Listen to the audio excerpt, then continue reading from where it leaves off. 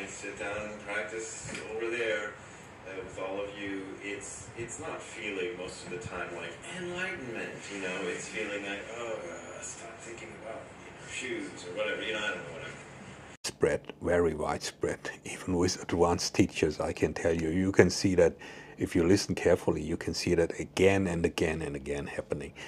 They sit down and they think when the shoes come up, I have to stop thinking about the shoes. Now there is I think in Zen circles it should be a famous translation by the late Thomas Cleary of Chi, who's some consider to be a predecessor of the Chan tradition. It's called stopping and seeing. Stopping and seeing. If you want to know what stopping could be, there's the old trick. I think I heard it from a teacher who was near this strange Eckhart Tolle guy, a man who found a way to become very rich by speaking about his own enlightenment on a bench or so.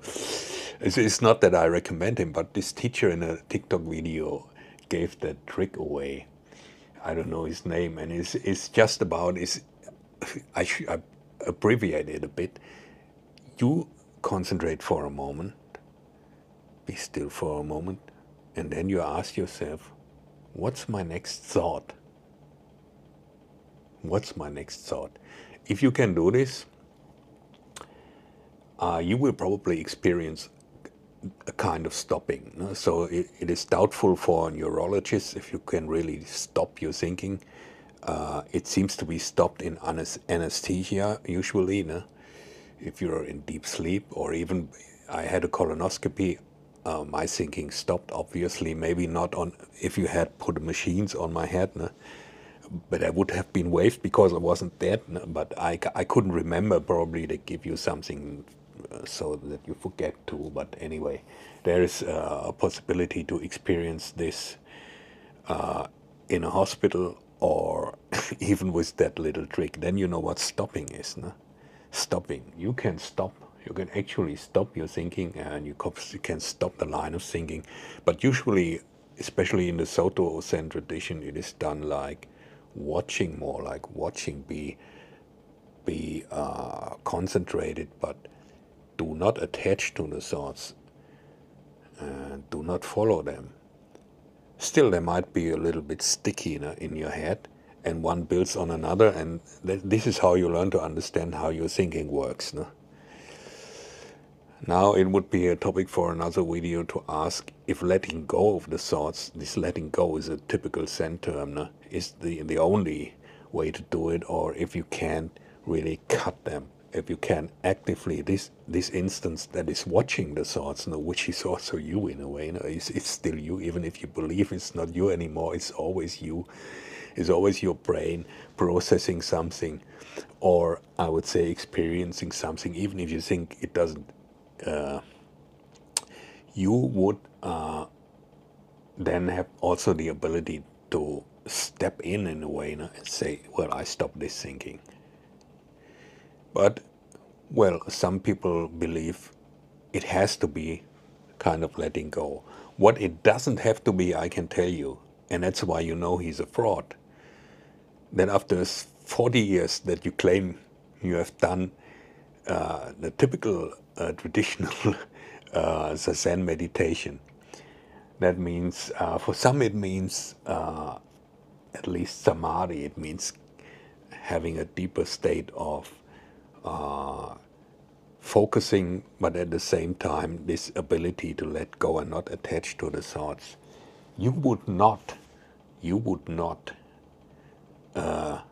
tell yourself to stop thinking about shoes, because you understand what I just said before is you have to learn that there is an ability, a possibility to stop thinking, and what this does. Actually, this stopping of thinking would be, I dare to say, that this would be one, what is the English word, prerequisite, or this would be one of the characteristics of something like an awakening experience that is happening if you're awakening. it's stopping. It's like this. But if you just did this experiment, you will also know that this was just a glimpse and not something bigger. No?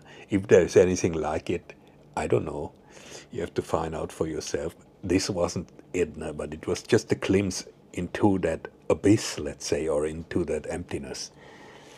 Now, what you wouldn't do after 40 years is to tell yourself, especially if you consider yourself to be a master, no? You have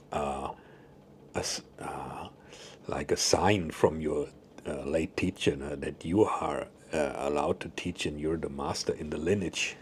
Oh my God, oh my God. Yeah, you sit and shoes come up and you tell yourself, that's what he just confirmed. No? I have to stop thinking about shoes. That if you have to do that after 40 years, we just did an experiment and you already know now, even if you're a stranger, if you have been a stranger to Zen, you know now after, I'm sorry, it took me almost 30 minutes to tell you this story. You will know how to stop thinking, but I hope you also got from this video that this is not what you have to do.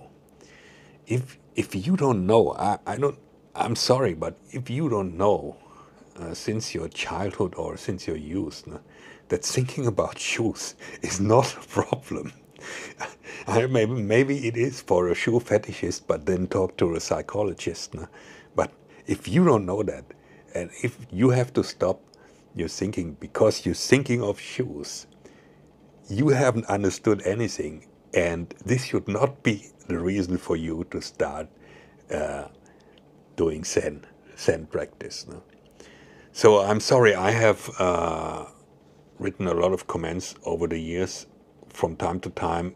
I don't think that I've subscribed to him. No, we could see it. I've not subscribed to him here, but the algorithm is showing him because from time to time I watch the videos actually, and usually I have harsh comments, and he also comments back, but usually in one-liners that I haven't understood. Dogen, also contrary to him, I have translated almost all of the things Dogen ever wrote from the English, I have to say, but I have written the translations he quotes by his teacher, for example. No? And sometimes I have decided to use other English versions, but that doesn't mean that I don't know. I especially read an essay of his teacher about his understanding of Dogen that was debated in the Zen circles. I think his teacher has overlooked, like him, a lot of academic studies about Dogen, so he doesn't get the whole picture. But this is another problem, to look at a teacher and his work without the information that is available to him, because he's not stupid. No? He's not stupid. He's clever enough to make money out of his misunderstandings of either Dogen or the Zen meditation. But that's it. Please comment. Yeah? If you came here and by accident, I don't know, or if you're one of my German viewers, I hope you understood. I thought about doing this bilingual, but anyway, in the future, if I live long enough, I might start an English travel channel someday. This is a crazy idea I have, so I can now see that my English is still fluent enough. Also, I have to speak this broken English here in Thailand in my daily life. Otherwise, if the grammar is correct, I might not be understood. Okay, it worked. I don't have to do it again. I don't have to edit it. I think you got the message. Don't be afraid to think of shoes when you do the Zen. You could even follow your shoes. You could even follow your shoes. Oh, like the camera is kind of following me. Do you see this? Because I have this face mode on. And but basically, you shouldn't. But what you also shouldn't do is to tell you to stop. This is not letting go. This is another method I just told you about it, but you don't do this out of a misunderstanding of what is important in the Zen tradition. And I could also say now very highly critically of a misunderstanding of ethics, because shoes are not your problem. Shoes are not your problem. You will find out in the Zen, and if you haven't after 40 years, what the problem is and what you shouldn't attach to, and where you might have an advantage when you have the ability to stop and not only to let go. If you don't know what that is, well, I tell you, it isn't shoes. It isn't shoes. Good luck.